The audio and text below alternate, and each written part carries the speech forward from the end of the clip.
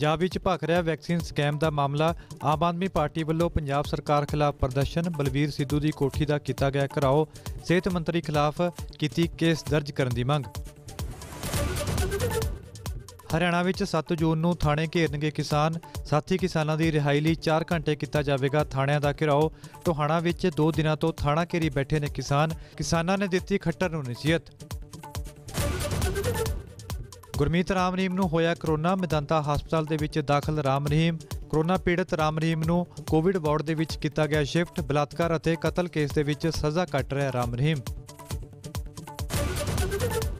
Operation blue star की 37वीं बरसी। जथेदार ज्ञानी हरप्रीत सिंह वालों कौम के नाम जारी किया सांझी वालता का संदेश। दिल्ली विच केजरीवाल अते केंद्र सरकार आमो सामने घर घर राशन पहुंचाउण दे मसले ते फसिया पेच। केंद्र ते दिल्ली सरकार दा वड्डा इल्जाम। अरविंद केजरीवाल ने पूछे केंद्र नूं सवाल, राशन माफिया नाल खड़े होवोगे तां गरीबां दा कौन देवेगा साथ। वैक्सीन स्कैम मामले दे विच कैप्टन सरकार घिरदी जा रही है। आम आदमी पार्टी दे वल्लों मोहाली दे विच कैप्टन सरकार विरुद्ध जबरदस्त प्रदर्शन किया गया। आप लीडरां ने सेहत मंत्री बलबीर सिद्धू की कोठी का घिराओ किया ते आप लीडरां ने मंग की है बलबीर सिद्धू खिलाफ मामला दर्ज करने दी। इस मामले नूं लैके श्रोमणी अकाली दल भी सरगर्म है। श्रोमणी अकाली दल सोमवार नूं सेहत मंत्री बलबीर सिद्धू की कोठी का घिराओ करन जा रहा है। दरअसल कैप्टन सरकार ते इल्जाम ने 400 रुपए दे विच कोरोना वैक्सीन खरीद के 1060 रुपए दे विच निजी हस्पतालों नूं वेचण दे। फैसला तो वापस कर लिया पर मंत्री का अस्तीफा दे अपराधिक जांच मामले अपराधिक केस दर्ज होना बाकी है। बलबीर सिद्धू नूं अस्तीफा देगा तो परचा होना चाहिए। उन्हें पंजाब के लोगों का घाण किया। सवाल पूछण आए हैं बलबीर सिद्धू जी नूं, लम्मे पैने पर जवाब नहीं कोई दे रहे। पंजाब के सेहत मंत्री बलबीर सिद्धू खिलाफ लग रहे नारे। ये तस्वीरां मोहाली दियां ने जिथे आम आदमी पार्टी के वल्लों वैक्सीन स्कैम नूं लैके प्रदर्शन किया गया। आम आदमी पार्टी के वल्लों जम के सेहत मंत्री बलबीर सिद्धू खिलाफ नारेबाजी की गई। आम आदमी पार्टी के लीडरां अते वर्करां ने सेहत मंत्री के घर वाल मार्च कढ़िया। घर नेड़े पहुंचण तो पहलां ही पुलिस ने बैरीगेडिंग लगा आप वर्करां नूं रोक लिया। आम आदमी पार्टी के वल्लों सेहत मंत्री का पुतला साड़िया गया। विरोध कर रहे आप लीडरां नूं पुलिस ने हिरासत दे विच ले लिया। आपने मांग की है सेहत मंत्री बलबीर सिद्धू खिलाफ केस दर्ज कर दी। आम आदमी पार्टी ने पंजाब सरकार की घटिया ते कुछ ही हरकत नूं दरकिनार करते हुए ਜਿਹੜੀ ਇਹਨਾਂ ਨੇ 400 ਦੀ ਦਵਾਈ ਸੀ 1067 ਚ ਵੇਚੀ। ਲੋਕਾਂ ਨੇ ਪੈਸੇ ਤੋਂ ਟੈਕਸ ਤੋਂ ਖਰੀਦੀ ਦਵਾਈ ਲੋਕਾਂ ਨੇ ਸਿਰਾਂ ਛਿੱਤਰ ਮਾਰ ਕੇ ਮਹਿੰਗੀ ਕੀਤੀ। ਜਦੋਂ ਅਸੀਂ ਪਾਰਟੀ ਕਹਿੰਦੀ ਰਹੀ ਵੀ ਤੁਸੀਂ ਕੈਪਿੰਗ ਲਗਾ ਦਿਓ ਦਵਾਈ ਨਾਲ ਲੋਕਾਂ ਨਾਲ ਧੱਕਾ ਹੋ ਰਿਹਾ, ਉਦੋਂ ਕੈਪਟਨ ਸਾਹਿਬ ਸ਼ਾਹੀ ਮਹਿਲਾਂ 'ਚ ਬੈਠੇ ਰਹੇ। ਪਰ ਮੈਂ ਤੁਹਾਨੂੰ ਇੱਕ ਗੱਲ ਦੱਸਣਾ ਚਾਹੁੰਦੀ ਹਾਂ, ਇਹਨਾਂ ਨੇ ਸਾਡੀ ਆਵਾਜ਼ ਤੇ फैसला तो वापस कर लिया पर मंत्री का अस्तीफा दे अपराधिक जांच मामले अपराधिक केस दर्ज होना बाकी है। सेहत मंत्री की कोठी का घिराव कर रहे आप लीडरां ने बलबीर सिद्धू तो सवाल पूछे ने। सवाल पूछण आए हैं बलबीर सिद्धू जी नूं, लम्मे पैने पर जवाब नहीं कोई दे रहे। सवाल पहला यह आ कि जो पंजाब के लोगों के लिए सरकार ने एक वैक्सीन खरीदी जिहड़ी 400 रुपए कीमत है और सरकारी हस्पतालों में नहीं मिल रही, ਉਹ ਪ੍ਰਾਈਵੇਟ ਹਸਪਤਾਲਾਂ ਨੂੰ 1060 ਰੁਪਏ ਵਿੱਚ ਵੇਚ ਰਹੇ ਨੇ। ਉਹ ਪ੍ਰਾਈਵੇਟ ਹਸਪਤਾਲ ਵਾਲੇ ਆਮ ਲੋਕਾਂ ਨੂੰ 1540 ਰੁਪਏ 'ਚ ਲਗਾ ਰਹੇ ਨੇ। ਸਵਾਲ ਇਹ ਬਣਦਾ 400 ਰੁਪਏ ਦੇ ਵਿੱਚ ਖਰੀਦੀ ਹੋਈ ਵੈਕਸੀਨ ਪੰਜਾਬ ਦੇ ਲੋਕਾਂ ਨੂੰ ਜਿਹੜੀ ਮੁਫਤ ਲੱਗਣੀ ਚਾਹੀਦੀ ਹੈ 1540 ਦੇ ਵਿੱਚ ਲੱਗਣ ਦੇ ਪਿੱਛੇ ਕੀ ਕਾਰਨ ਹੈ? ਉਹ ਪ੍ਰਾਈਵੇਟ ਹਸਪਤਾਲਾਂ ਦੇ ਵਿੱਚ ਜਿਹੜੇ ਇਲਾਜ ਫ੍ਰੀ ਕਿਉਂ ਨਹੀਂ ਹੋ ਸਕਿਆ ਲੋਕਾਂ ਦਾ? ਕਿਉਂਕਿ ਇਹ ਬਲਬੀਰ ਸਿੱਧੂ ਜੀ ਬੜਾ ਦਾਅਵਾ ਕਰਦੇ ਨੇ ਕਿ ਅਸੀਂ ਪੰਜਾਬ ਦੇ ਲੋਕਾਂ ਦੇ ਲਈ ਸਰਬੱਤ ਸਿਹਤ ਬੀਮਾ ਯੋਜਨਾ ਕਾਰਡ ਬਣਾਇਆ। ਸਿੱਧੂ ਸਾਹਿਬ ਜਵਾਬ ਦਿਓ ਕਿਹੜੇ ਹਸਪਤਾਲ ਦੇ ਵਿੱਚ ਉਹ ਕਾਰਡ ਚੱਲਦਾ ਹੈ? ਕਿਹੜੇ ਕਰੋਨਾ ਮਰੀਜ਼ ਦਾ ਉਸ ਕਾਰਡ ਦੇ ਉੱਤੇ ਇਲਾਜ ਹੋਇਆ ਹੈ? पंजाब दे विच वैक्सीन स्कैम भखदा जा रहा है। श्रोमणी अकाली दल भी सोमवार नूं बलबीर सिद्धू की रिहायश बाहर धरना प्रदर्शन करेगी। सुखबीर बादल की अगवाई हेठ धरना दिता जाएगा। अकाली दल ने कैप्टन सरकार खिलाफ CBI जांच की मंग की है। सुखबीर बादल सरकार के खिलाफ हाई कोर्ट भी जाएंगे। मैं कहता हूँ चीफ मिनिस्टर के साथ और ये हेल्थ मिनिस्टर और जो चीफ सेक्रेटरी है विनीत महाजन जिन्होंने ट्वीट करके प्राइवेट को लोगों को रिक्वेस्ट किया कि प्राइवेट से जाके इंजेक्शन लगाओ, इनके साथ क्रिमिनल केस होना चाहिए इमीडिएट। एंड हम हाई कोर्ट भी जा रहे हैं बेनती करने के ऑनरेबल हाई कोर्ट को कि CBI की इंक्वायरी होनी चाहिए। ਇਸ ਪੂਰੇ ਵਿਵਾਦ ਦੇ ਲਈ ਇਹ ਚਿੱਠੀ ਅਤੇ ਮੁੱਖ ਸਕੱਤਰ ਦਾ ਟਵੀਟ ਜ਼ਿੰਮੇਵਾਰ ਹੈ। ਇਲਜ਼ਾਮ ਨੇ 400 ਦੇ ਵਿੱਚ ਟੀਕਾ ਖਰੀਦ 1060 ਰੁਪਏ ਦੇ ਵਿੱਚ ਵੇਚਿਆ ਅਤੇ ਹਸਪਤਾਲ ਨੇ ਅੱਗੇ 1500 ਰੁਪਏ ਦੇ ਵਿੱਚ ਵੇਚਿਆ, ਜਿਸ ਤੋਂ ਬਾਅਦ ਕੈਪਟਨ ਸਰਕਾਰ ਸਵਾਲਾਂ ਦੇ ਘੇਰੇ ਦੇ ਵਿੱਚ ਹੈ। ਇਸ ਪੂਰੇ ਮਾਮਲੇ ਤੇ ਨਵਜੋਤ ਕੌਰ ਸਿੱਧੂ ਨੇ ਵੀ ਸਵਾਲ ਖੜੇ ਕੀਤੇ ਨੇ। ਕਿਵੇਂ ਦੇ ਸਕਦੇ ਹੋ, ਕਿਵੇਂ ਦੇ ਸਕਦੇ ਹੋ ਸਰਕਾਰੀ ਵੈਕਸੀਨ ਕਿਵੇਂ ਦੇ ਸਕਦੇ ਹੋ ਪ੍ਰਾਈਵੇਟ ਹਸਪਤਾਲ ਨੂੰ, ਉਹ ਵੀ ਪ੍ਰੋਫਿਟ ਤੇ? ਇਹ ਕੋਈ ਪ੍ਰੋਫਿਟ ਕਮਾਉਣ ਦਾ ਜ਼ਰੀਆ ਹੈ? दारू है, माइनिंग है, उस तो पैसा नहीं कमा सकते। 29 ਮਈ ਨੂੰ ਪੰਜਾਬ ਸਰਕਾਰ ਦੇ ਫੈਮਿਲੀ ਐਂਡ ਵੈਲਫੇਅਰ ਮਹਿਕਮੇ ਵੱਲੋਂ ਸਿਵਲ ਸਰਜਨਾਂ ਨੂੰ ਚਿੱਠੀ ਜਾਰੀ ਹੁੰਦੀ ਹੈ। ਪ੍ਰਾਈਵੇਟ ਹਸਪਤਾਲਾਂ ਦੇ ਵਿੱਚ ਵੈਕਸੀਨ ਦੀ ਸਪਲਾਈ ਯਕੀਨੀ ਬਣਾਉਣ ਦੇ ਲਈ 15 ਮਈ ਦਾ ਇਹ ਟਵੀਟ ਮੁੱਖ ਸਕੱਤਰ ਦਾ ਹੈ, ਜਿਸ ਦੇ ਵਿੱਚ ਅਪੀਲ ਹੈ ਪ੍ਰਾਈਵੇਟ ਹਸਪਤਾਲਾਂ ਦੇ ਵਿੱਚ ਰਜਿਸਟਰ ਕਰਵਾ ਟੀਕਾ ਲਗਵਾਉਣ ਦੀ। ਸਵਾਲ ਉੱਠਦਾ ਸਰਕਾਰੀ ਦੀ ਥਾਂ ਪ੍ਰਾਈਵੇਟ ਹਸਪਤਾਲਾਂ ਦੇ ਵਿੱਚ ਕਿਉਂ? ਸਿਹਤ ਮੰਤਰੀ ਟਵੀਟ ਨੂੰ ਗਲਤ ਮੰਨਦੇ ਨੇ, ਪਰ ਪੂਰਾ ਮਸਲਾ ਕੀ है ਇਸ ਦਾ ਜਵਾਬ ਦੇਣ ਤੋਂ ਉਹ ਟਲਦੇ ਨਜ਼ਰ ਆਏ। उन्होंने ट्वीट किया वो गलत किया है, ऐसे नहीं करना चाहिए। तो सर इस पे जांच कराएंगे, हम जांच कराएंगे इस पे? डेफिनेटली कराएंगे। वैक्सीन का मेरे कंट्रोल मेरे हाथ में नहीं है, ऑक्सीजन का कंट्रोल मेरे हाथ में नहीं है, कोविड की परचेज का मेरे हाथ में नहीं है। जो हमारे को 400 रुपए में हम दे रहे हैं तो वो फ्री लगा रहे हैं हम, तो जो मेरी फैसिलिटी पे लगे। ਵਿਵਾਦ ਵਧਣ ਬਾਅਦ ਹੀ ਕੈਪਟਨ ਸਰਕਾਰ ਨੇ ਪ੍ਰਾਈਵੇਟ ਹਸਪਤਾਲਾਂ ਨੂੰ ਵੈਕਸੀਨ ਵਾਪਸ ਕਰਨ ਦੇ ਹੁਕਮ ਵਾਪਸ ਲੈ ਲਏ ਨੇ, ਪਰ ਵਿਰੋਧੀ ਇਸ ਫੈਸਲੇ ਤੋਂ ਅੱਗੇ ਹੁਣ ਕਾਰਵਾਈ ਦੀ ਮੰਗ ਤੇ ਅੜੇ ਹੋਏ ਨੇ।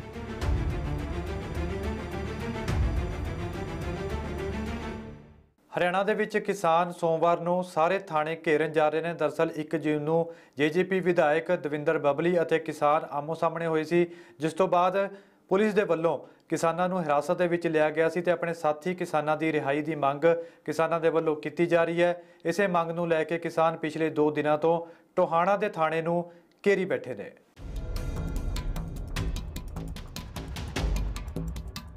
हमने प्रशासन को साफ कहा है कि देखो हमारे 2 साथी जो बचे हैं उनकी रिहाई का मामला अगर नहीं सुलझा तो हम यहाँ से जाने वाले नहीं हैं। यही रहेंगे, रात को भी यही रहेंगे। यहाँ की गलियों का उसका भी आता पता चल गया, पड़ोसियों के घर का भी आता पता चल गया। ਕਿਸਾਨਾਂ ਦੀ ਇਹ ਚੇਤਾਵਨੀ ਖੱਟਰ ਸਰਕਾਰ ਨੂੰ ਹੈ। ਕਿਸਾਨ ਆਪਣੇ ਸਾਥੀਆਂ ਦੀ ਰਿਹਾਈ ਦੀ ਮੰਗ ਕਰ ਰਹੇ ਨੇ, ਇਸ ਲਈ ਪਿਛਲੇ 2 ਦਿਨਾਂ ਤੋਂ ਟੋਹਾਣਾ ਥਾਣੇ ਨੂੰ ਘੇਰੀ ਬੈਠੇ ਨੇ। ਕਿਸਾਨਾਂ ਦੀ ਪ੍ਰਸ਼ਾਸਨ ਦੇ ਨਾਲ ਮੀਟਿੰਗ ਵੀ ਹੋਈ, ਪਰ ਮਸਲੇ ਦਾ ਹੱਲ ਨਹੀਂ ਨਿਕਲ ਸਕਿਆ। ਕਿਸਾਨਾਂ ਨੇ ਚੇਤਾਵਨੀ ਦਿੱਤੀ, ਜਦੋਂ ਤੱਕ ਕਿਸਾਨਾਂ ਦੀ ਰਿਹਾਈ ਨਹੀਂ ਹੁੰਦੀ ਤਾਂ ਉਦੋਂ ਤੱਕ ਵਿਦਾਈ ਵੀ ਨਹੀਂ। 1 बजे हम मिलने गए, रात 2:30 बजे तक बात हुई। रात 2:30 बजे उन्होंने कहा हमें आपकी बात समझ आ गई, हमें जरा ऊपर तक पहुंचानी पड़ेगी, सुबह बात कर लेते हैं। हमने कहा सुबह बात कर लेते हैं। और मैं तो दाद देता हूं यूपी जी जैसे वरिष्ठ नेताओं की कि इन्होंने कोई मान सम्मान का मुद्दा झूठा नहीं बनाया। एसपी ने, डीसी ने कहा कि आप वहां इनका कोई गेस्ट हाउस है वहां मिलने आ जाओ, और कोई बहुत सीनियर लीडर होता तो कहता भाई मैं तुमसे मिलने क्यों आ जाऊं, तुम यहाँ पे आ जाओ। उन्होंने कहा नहीं, किसान का मामला है, हमारे साथी जेल में है, हम चले जाएंगे, कोई बात नहीं, मान सम्मान की कोई बात नहीं, हम करेंगे। आज सवेरे फिर गए, 4 घंटे से मीटिंग चल रही, सुबह 11 बजे से लेके 3 बजे तक। हमने प्रशासन को साफ कहा है कि देखो हमारे 2 साथी जो बचे हैं उनकी रिहाई का मामला अगर नहीं सुलझा तो हम यहाँ से जाने वाले नहीं हैं। ਪ੍ਰਸ਼ਾਸਨ ਨਾਲ ਮੀਟਿੰਗ ਬੇਸਿੱਟਾ ਰਹਿਣ ਬਾਅਦ ਕਿਸਾਨ ਹਰਿਆਣੇ ਦੇ ਥਾਣੇ ਘੇਰਨ ਜਾ ਰਹੇ ਨੇ। हमने पहले से तय किया था कि इस मुद्दे पे अगर रिजॉल्व नहीं होता है तो 7 तारीख को 7 जून को हरियाणा के हर थाने में 4 घंटे घेराव किया जाएगा। आज हमने उसमें ये तय किया है कि जो नज़दीक के 4 ज़िले हैं, सिरसा, फतेहाबाद, हिसार, जींद, यहाँ के लोग सब टोहाना आएंगे और बाकी सब अपने अपने ज़िलों में करेंगे। तो हर ज़िले में ये जो सोचते हैं ना कि टोहाने के मामले को हमने दबा दिया, ये मामला पूरा हरियाणा का बढ़ेगा। और अगर ये इतने से भी ना माने तो फिर इसको पूरे देश में हम लेके जाएंगे। किसानों को इस तरह से दबाने का मामला हम स्वीकार नहीं करेंगे। ਕਿਸਾਨਾਂ ਨੇ ਹਰਿਆਣਾ ਦੇ ਮੁੱਖ ਮੰਤਰੀ ਮਨੋਹਰ ਲਾਲ ਖੱਟਰ ਨੂੰ ਵੀ ਨਸੀਹਤ ਦਿੱਤੀ ਹੈ, ਨਾਲ ਹੀ ਪੱਕਾ ਮੋਰਚਾ ਲਗਾਉਣ ਦੇ ਲਈ ਸਰਕਾਰ ਨੂੰ ਚੇਤਾਵਨੀ ਵੀ ਦਿੱਤਾ ਹੈ। आज भी अपील करना चाहता हूं मनोहर लाल खट्टर जी की सरकार से, हमारी मुख्य लड़ाई खट्टर जी आपकी सरकार से नहीं है, हमारी मुख्य लड़ाई केंद्र सरकार से है। आप बार बार बीच में आते हो और बार बार मुंह की खाते हो। आप सद्बुद्धि रखो, आप बीच में मत आओ, किसानों पे झूठे केस मत बनाओ। हमें यहाँ पे बैठ के धरना देने का शौक नहीं है। देखो ये नहीं पता कि तुम्हारे बाप का मुंह वहां बेचारा क्या रेत में दिल्ली में, पहले उसको तो छुपा लो। वहां बेचारा क्या से नाकों में रेत भर गया, उसको तो साफ धुआ लो पहले। हरियाणा बचाएगा दिल्ली की जान, बहुत ताकतवर रहेंगे, दिल्ली की जान बचाएगा। पूरे देश का ठेका ले लिया। पहले आपस की तो छोड़ कर लो, यहाँ का मुख्यमंत्री गृह मंत्री तो यहाँ का मुख्यमंत्री बनना चाह रहा, वो ऊपर जाना चाह रहा है, वो कुर्सी छोड़ना नहीं चाह रहा, तो आपस में तकरार है इनका।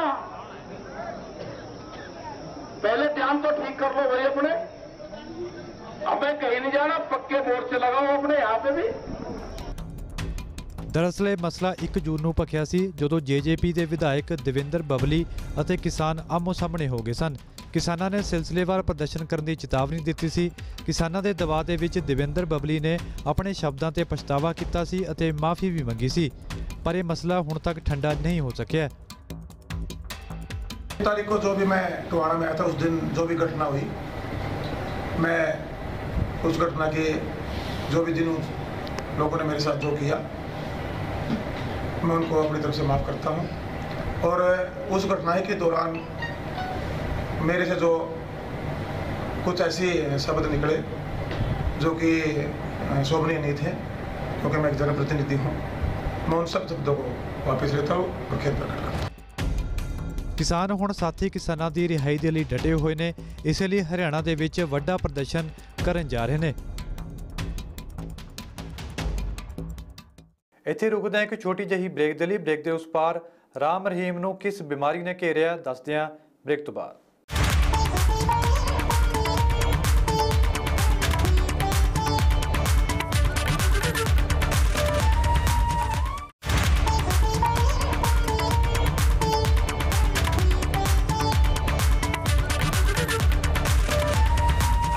डेरा सिरसा मुखी गुरमीत राम रहीम कोरोना वायरस का शिकार हो गया। डेरा सिरसा मुखी राम रहीम की कोरोना रिपोर्ट पॉजिटिव आई है। राम रहीम गुरुग्राम के मेदांता हस्पताल दे विच दाखिल है।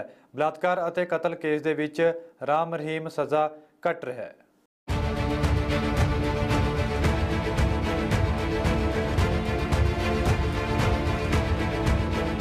डेरा सिरसा मुखी गुरमीत राम रहीम कोरोना वायरस की लपेट दे विच आ गया। गुरमीत राम रहीम की कोरोना रिपोर्ट पॉजिटिव आई है। राम रहीम नूं सेहत विगड़न मगरों ऐतवार सवेरे मेदांता हस्पताल दे विच लिजाया गया, जिथे उसकी कोरोना रिपोर्ट पॉजिटिव आई है। राम रहीम नूं कोविड वार्ड दे विच शिफ्ट कर दिता गया। इस तो पहला वीरवार नूं पेट दे विच दर्द की शिकायत तो बाद राम रहीम नूं पीजीआई रोहतक दे विच लिआंदा गया सी, जिथे उसके कुछ टेस्ट किए गए सन। 53 साला राम रहीम नूं ऐतवार नूं होर टैसटां दे लई गुरुग्राम के मेदांता हस्पताल लिजाया गया। यह पहली बार नहीं है जो गुरमीत राम रहीम जेल तो बाहर आया होवे। 12 मई नूं ब्लड प्रैशर की समस्या कारण हस्पताल लिआंदा गया। 17 मई नूं एमरजेंसी पैरोल ते राम रहीम बाहर आया। बीमार मां नूं मिलण दे लई गुरुग्राम गया सी डेरा मुखी। 2 जून की रात पेट दे विच दर्द की शिकायत हुई सी। 3 जून नूं सवेरे रोहतक पीजीआई लिआंदा गया। गुरमीत राम रहीम 27 अगस्त 2017 तो सज़ा कट रहा है। 2 साधवियों नाल बलात्कार मामले दे विच 20 साल सज़ा मिली हुई है। पत्रकार छत्रपति कतल केस के मामले दे विच राम रहीम नूं उम्र कैद की सज़ा हुई है। राम रहीम नूं 27 अगस्त 2017 नूं पंचकूला की CBI अदालत ने सज़ा सुनाई सी। उदों तो राम रहीम रोहतक की सुनारिया जेल दे विच बंद है। ਸ਼੍ਰੀ ਅਕਾਲ ਤਖ਼ਤ ਸਾਹਿਬ ਦੇ ਜਥੇਦਾਰ ਗਿਆਨੀ ਹਰਪ੍ਰੀਤ ਸਿੰਘ ਵੱਲੋਂ ਕੌਮ ਦੇ ਨਾਮ ਸਾਂਝੀ ਵਾਲਤਾ ਦਾ ਸੰਦੇਸ਼ ਦਿੱਤਾ ਗਿਆ। ਆਪਰੇਸ਼ਨ ਬਲੂ ਸਟਾਰ ਦੀ 37ਵੀਂ ਬਰਸੀ ਮਨਾਈ ਗਈ ਹੈ, ਜਿੱਥੇ ਸ਼੍ਰੀ ਅਕਾਲ ਤਖ਼ਤ ਸਾਹਿਬ ਦੇ ਜਥੇਦਾਰ ਗਿਆਨੀ ਹਰਪ੍ਰੀਤ ਸਿੰਘ ਨੇ ਕੌਮ ਦੇ ਨਾਮ ਸੰਦੇਸ਼ ਜਾਰੀ ਕੀਤਾ ਹੈ।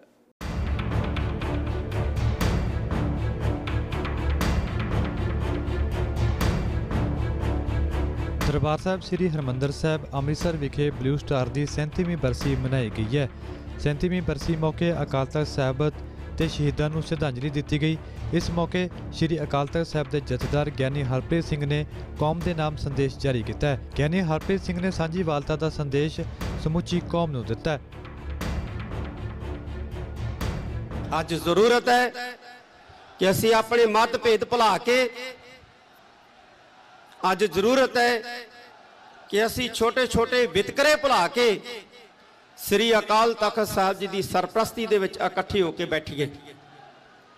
ਇਹ ਜਿਹੜੀਆਂ ਸਾਡੀਆਂ ਸੰਸਥਾਵਾਂ ਨੇ, ਚਾਹੇ ਸ਼੍ਰੋਮਣੀ ਗੁਰਦੁਆਰਾ ਪ੍ਰਬੰਧਕ ਕਮੇਟੀ ਹੈ, ਚਾਹੇ ਦਿੱਲੀ ਸਿੱਖ ਗੁਰਦੁਆਰਾ ਪ੍ਰਬੰਧਕ ਕਮੇਟੀ ਹੈ, ਚਾਹੇ ਚੀਫ ਖਾਲਸਾ ਦੀਵਾਨ ਹੈ, ਸੱਚਖੰਡ ਸ੍ਰੀ ਹਜੂਰ ਸਾਹਿਬ ਬੋਰਡ ਹੈ, ਪਟਨਾ ਸਾਹਿਬ ਬੋਰਡ ਹੈ, ਇਹ ਸਾਡੀਆਂ ਸੰਪਰਦਾਵਾਂ ਨੇ, ਸਾਡੀਆਂ ਸਿੱਖ ਜਥੇਬੰਦੀਆਂ ਨੇ।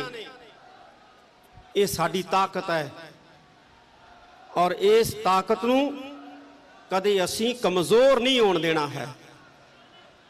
ਸਾਡਾ ਸਿਆਸੀ ਵਿਰੋਧ ਉਹ ਅਲੱਗ ਚੀਜ਼ ਹੈ, ਹੋਣਾ ਚਾਹੀਦਾ ਹੈ, ਲੇਕਿਨ ਇਹਨਾਂ ਸੰਸਥਾਵਾਂ ਨੂੰ ਕਮਜ਼ੋਰ ਨਹੀਂ ਕੀਤਾ ਜਾਣਾ ਚਾਹੀਦਾ ਸਿਆਸੀ ਵਿਰੋਧ ਦੀ ਆੜ ਦੇ ਵਿੱਚ। ਐਜੀਪੀਸੀ ਵੱਲੋਂ ਆਪਰੇਸ਼ਨ ਬਲੂ ਸਟਾਰ ਦੀ ਬਰਸੀ ਮੌਕੇ ਸਮਾਗਮ ਕਰਵਾਏ ਗਏ। ਅਖੰਡ ਪਾਠ ਸਾਹਿਬ ਦੇ ਭੋਗ ਪਾਏ ਗਏ। ਐਜੀਪੀਸੀ ਪ੍ਰਧਾਨ ਜਗੀਰ ਕੌਰ ਵੱਲੋਂ ਸ਼ਹੀਦਾਂ ਨੂੰ ਸ਼ਰਧਾਂਜਲੀ ਦਿੱਤੀ ਗਈ। ਸਾਰੀ ਕੌਮ ਆਪਣੇ ਗੁਰੂ ਦੇ ਸਥਾਨ ਤੇ ਆ ਕੇ ਨਤਮਸਤਕ ਹੋ ਕੇ ਜੀਵਨ ਦੀ ਸੇਧ ਲੈਂਦੀ ਹੈ। ਹਰ ਧਰਮ ਦੇ ਲੋਕਾਂ ਨੂੰ ਆਪਣੇ ਧਰਮ ਦੇ ਸਥਾਨ ਬਹੁਤ ਪਿਆਰੇ ਹੈ, ਲੇਕਿਨ ਸਿੱਖਾਂ ਦੀ ਇੱਕ ਵਿਲੱਖਣਤਾ ਹੈ ਕਿ ਸਿੱਖਾਂ ਦੇ ਸਥਾਨ ਸਿੱਖਾਂ ਨੂੰ ਆਪਣੀ ਜਾਨ ਤੋਂ ਪਿਆਰੇ ਹੈ। ਇਹ ਆਪਣਾ ਆਪਾ ਮਿਟਾ ਸਕਦੇ ਹੈ, ਆਪਣੇ ਧਰਮ ਸਥਾਨ ਨੂੰ ਕੋਈ ਆਂਚ ਨਹੀਂ ਆਉਣ ਦਿੰਦੇ। ਇਹਨਾਂ ਨੇ ਹਮੇਸ਼ਾ ਹੀ ਇਥੋਂ ਸ਼ਕਤੀ ਲਈ, ਭਗਤੀ ਲਈ ਔਰ ਮਰ ਮਿਟਣ ਦੀ ਅਵਸਥਾ ਲੈ ਕੇ ਆਪਣਾ ਜੀਵਨ ਕੁਰਬਾਨ ਕੀਤਾ। ਇੱਥੇ ਸਮਾਂ ਹੋ ਗਿਆ ਇੱਕ ਹੋਰ ਛੋਟੀ ਜਿਹੀ ਬ੍ਰੇਕ ਦਾ। ਤੁਸੀਂ ਬਣੇ ਰਹੋ ABP ਸਾਂਝਾ ਦੇ ਨਾਲ।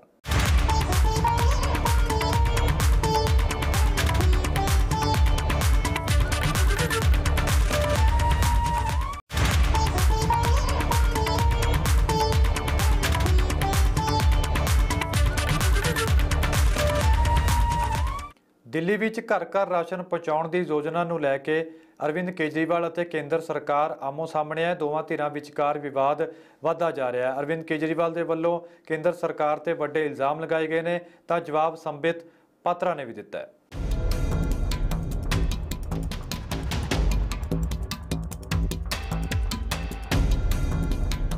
ਦਿੱਲੀ ਵਿੱਚ ਹਰ ਘਰ ਤੱਕ ਰਾਸ਼ਨ ਪਹੁੰਚਾਉਣ ਦੇ ਮਾਮਲੇ ਦੇ ਵਿੱਚ ਕੇਜਰੀਵਾਲ ਸਰਕਾਰ ਅਤੇ ਕੇਂਦਰ ਦੇ ਵਿਚਕਾਰ ਪੇਚ ਫਸ ਗਿਆ ਹੈ। ਦੋਵਾਂ ਦੇ ਵਿਚਕਾਰ ਇਲਜ਼ਾਮਬਾਜ਼ੀ ਦਾ ਦੌਰ ਸ਼ੁਰੂ ਹੋ ਗਿਆ ਹੈ। ਮੁੱਖ ਮੰਤਰੀ ਅਰਵਿੰਦ ਕੇਜਰੀਵਾਲ ਨੇ ਮੋਦੀ ਸਰਕਾਰ ਤੇ ਗੰਭੀਰ ਇਲਜ਼ਾਮ ਲਗਾਏ ਨੇ। ਅਰਵਿੰਦ ਕੇਜਰੀਵਾਲ ਨੇ ਇਲਜ਼ਾਮ ਲਗਾਇਆ ਕਿ ਕੇਂਦਰ ਯੋਜਨਾ ਤੇ ਰੋਕ ਲਗਾ ਕੇ ਰਾਸ਼ਨ ਮਾਫੀਆ ਦੀ ਮਦਦ ਕਰਨਾ ਚਾਹੁੰਦੀ ਹੈ। दिल्ली में अगले हफ्ते से घर घर राशन पहुंचाने का काम शुरू होने वाला था। मतलब अब एक गरीब आदमी को राशन लेने राशन की दुकान पे धक्के नहीं खाने पड़ते, बल्कि सरकार बढ़िया तरीके से अच्छे राशन पैक करके उसके घर भिजवाती।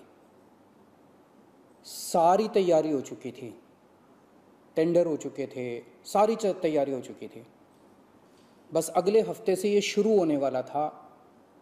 ये क्रांतिकारी कदम होने वाला था और अचानक आपने 2 दिन पहले इसको रोक दिया। क्यों सर? आपने ऐसा क्यों किया? पिछले 75 साल से इस देश की गरीब जनता राशन माफिया का शिकार होती आई है। पिछले 75 सालों से हर महीने फाइलों में जनता के नाम का राशन जारी होता है पर उनको मिलता नहीं है। अधिकांश राशन चोरी हो जाता है। आज से 17 साल पहले मैंने इस माफिया के खिलाफ आवाज़ उठाई थी, इस माफिया को ललकारने की हिम्मत की थी। तब मैं दिल्ली की झुग्गियों में एक NGO में काम किया करता था। उन झुग्गियों में गरीबों को उनका राशन नहीं मिलता था, उनका राशन चोरी हो जाता था। तब हमने हिम्मत की गरीब लोगों को उनका राशन दिलवाने की। नतीजन हम पर 7 बार खतरनाक हमले हुए।